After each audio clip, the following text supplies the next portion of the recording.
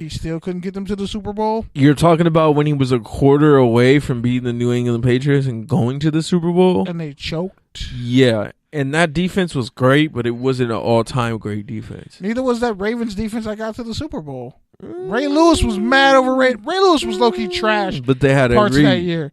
They had Ed Reed. They had Daenerys Ellerbe. They had Jimmy Smith. They had Ladarius Webb. They had a bunch of young guys on the Terrell Suggs. Ray Lewis, like... Yeah, that tells you how long ago that was. The fact that you called Jimmy Smith and Jimmy Smith's still playing. I know. Now they're old guys, but it really does. It doesn't seem that long ago, but when you speak on it on that hurts because like my birthday is Tuesday and I'll be 27. I'm the same. Way age. To make it about yourself. I'm the same age as one of those guys. Like, damn. Yeah, I'm proud of my life. Damn. Like, honestly, bro, like, some of those cats were in college, and, like, I remember writing a scouting report on Jimmy Smith.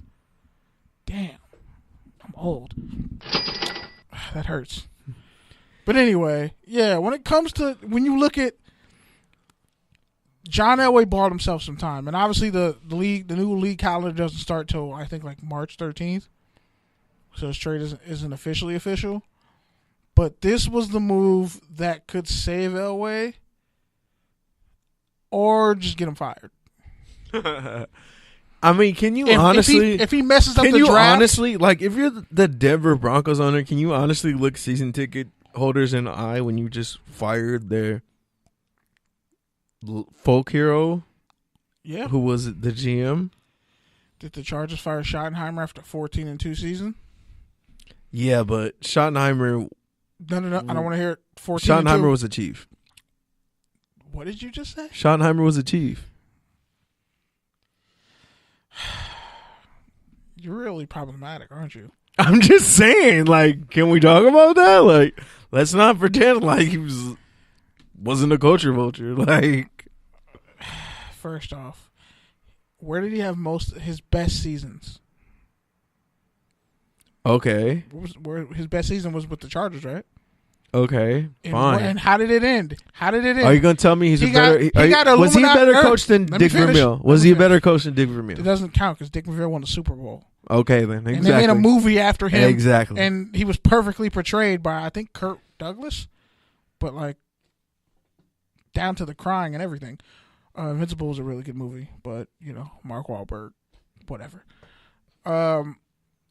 You got to look at the fact that Marty Schottenheimer got sacrificed to NFL politics so his son could have a mediocre offensive coordinator career. Life.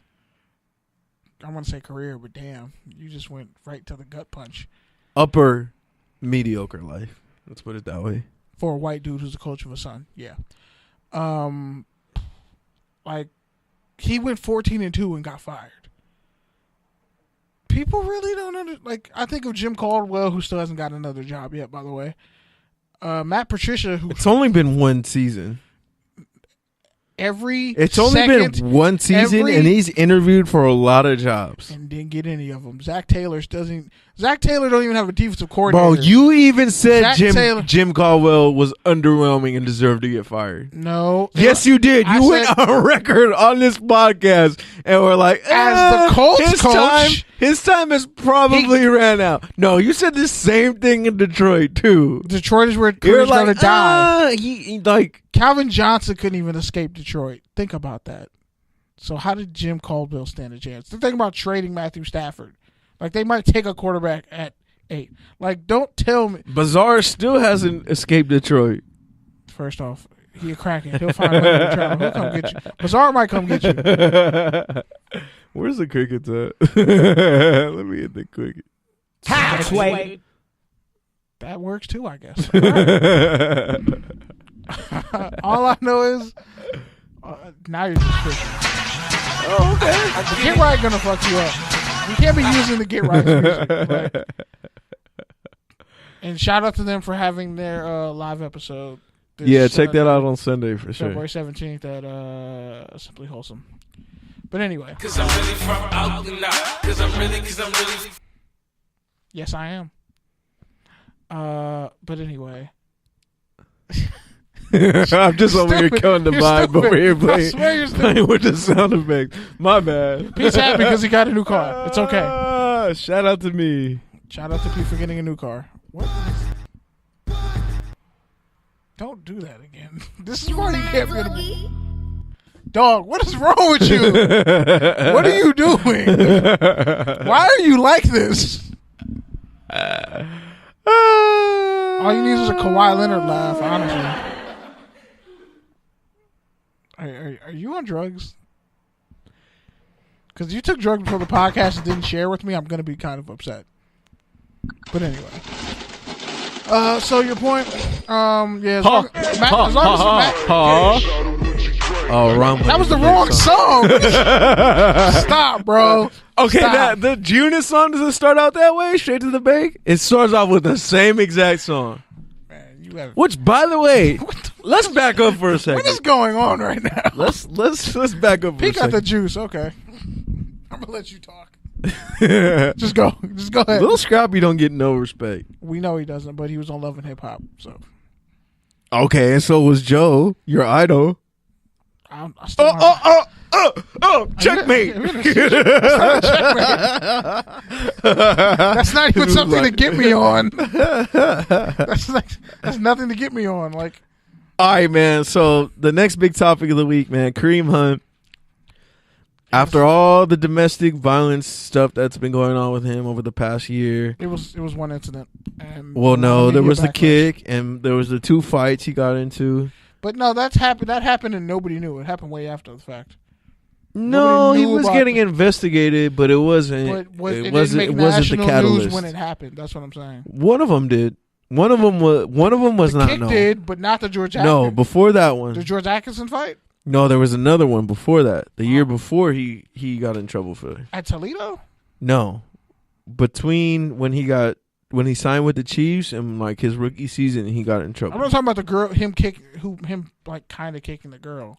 No, I'm talking about before that. There's 3 of them? Yeah, there was 3 of them. I only knew there was 2. No, there was 3 of them. That's wild. Yeah. So there was 3 of them in like not a 9-month period. Like between his rookie season and the George Atkinson happened in training camp. So before that, between the end of his rookie season, he got into another fight at another resort or something. But yeah, so all that casinos, please, led to him getting released from the Chiefs mid-season and essentially being blackballed from the league. No one wanted to touch him. I don't think he was blackballed. It's more like he was quarantined from the league. Quarantined and blackballed are 2 different things. Not Ed Reed. What's the difference? Eric Reed Explain was the difference. For something that had nothing to do with on the field. Kareem Hunt was toxic, and he had to be quarantined. And now they're like, we're slowly trying to recover. Literally the only difference is semantics and spin. Except Eric literally how you explain it. Eric Reed didn't they're beat literally up a the woman, same though. thing. Eric Reed didn't beat up a woman. They're literally the same thing. Eric Reed didn't hit a woman. Okay, sure. I'm not disagreeing with that. So it's like he stood up against like racial injustice and corrupt NFL. That's not what I'm so debating. That's different than like domestic violence. Or either way, in general. Either way, he got blacklisted from the league. He got an asterisk next to his name. He got crossed off people's lists. That's blackballed. That's blackballed. That means you're blacklisted. You cannot come in. No, you're not. Greg Hardy is blackballed. Welcome. Greg Hardy's blackballed. Kareem Hunt. Everybody. The sentiment was like he'll get another chance. And what did he do? He got another chance. He was quarantined for a while. But yeah, man. What do you make? What do you make of him going to Cleveland? I think it's stupid because you have Nick Chubb and Duke Johnson. Like Chubb is a little faster and more explosive than Hunt. So I kind of don't understand why you would sign almost the same running back. I think that is one element of it, but the Colts would have been perfect. I mean, there's a lot of places he could have went that would have been better football wise. Yeah, those are some good ones. The Raiders, the Jets, I don't know, Eagles, even Chicago, the Buccaneers. There's a number of places, but ultimately Arizona. I just think we got to stop pretending that NFL players going to their home state is always a good thing because it's really not. And I'm not sure if him playing in Ohio, Is gonna being help from anything. Toledo and being from Ohio is really going to help him. Yeah. He might need a fresh start, and He's in Kansas City, so I mean, that's what I'm saying. He might still need to be out of his element because the stuff that happened to him happened in the off season. So maybe his home base was in Ohio. That's how he made it through Toledo University. yeah, I don't know. We don't know that. Like it's. I mean, he's working his way back. But the other thing is, he most likely has some serious like Anger management. management issues, and being in his element is probably going to bring up more triggers and maybe not be the best for his recovery. I just want to know why the racist white girl didn't have her family's name dragged through the mud the way the media did Kareem Hunt's family, because it was really unnecessary. Because she's not a public figure. Doesn't matter. Neither were his parents and people in his family. Yeah, but that's either. different. That's different. No, that's not different. That's Twitter.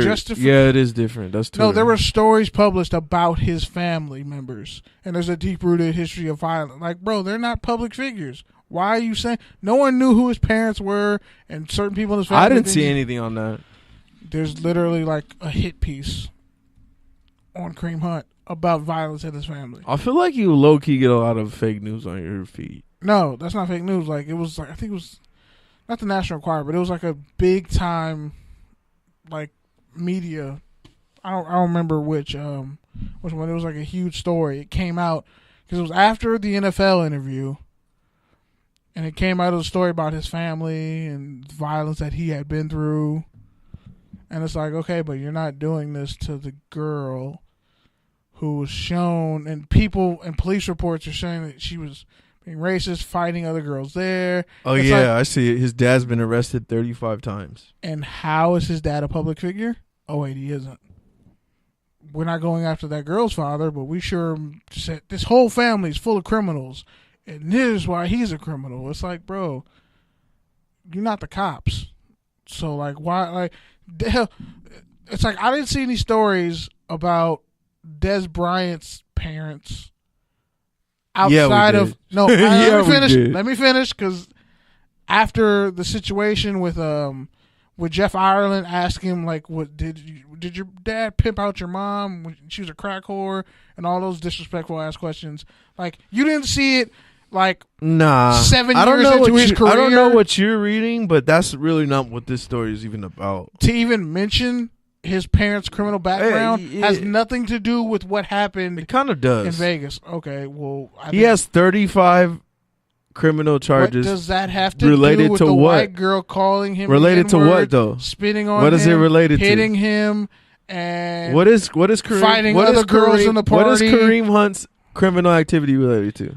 Let's see if you even read the story. First off, what is it related to? It's related to the fights, the multiple fights he's been in. I know all that. I get all that. No, Kareem Hunt Sr. has 35. I'm talking about Kareem Hunt Jr. The story about his parents. I'm reading it. I'm telling you what it is. Okay, I just didn't see any stories about the girl who tried to assault him, assaulted other people at that party. Like, if we went off the his dad has been arrested 35 times for domestic abuse to his mom. Okay, I get that, but again, I'm gonna go back. So that's not relevant. No one was asking these questions before this incident happened, so it wasn't relevant. Nobody asked these questions at the combine when he was coming out of college. Okay, KB, you're the first person to be like, we got to have these conversations in our community and stop enabling. But nobody knew this information and predators and stuff like that. But I'm saying this was not public information when he was coming out of Toledo. Everybody was like, oh, he has no red flags. Literally. You can go back. What's his face? The dude with his cousins. His cousin's doing 23 years for voluntary manslaughter. Nobody talked about this when he was playing football at Toledo and going to the NFL draft. Excuse me. None of those famous NFL draft analysts were saying, they're like, Kareem Hunt, good kid, clean bill of health, had a rough upbringing. His brother caught 2 years That's what I'm saying. This information only comes out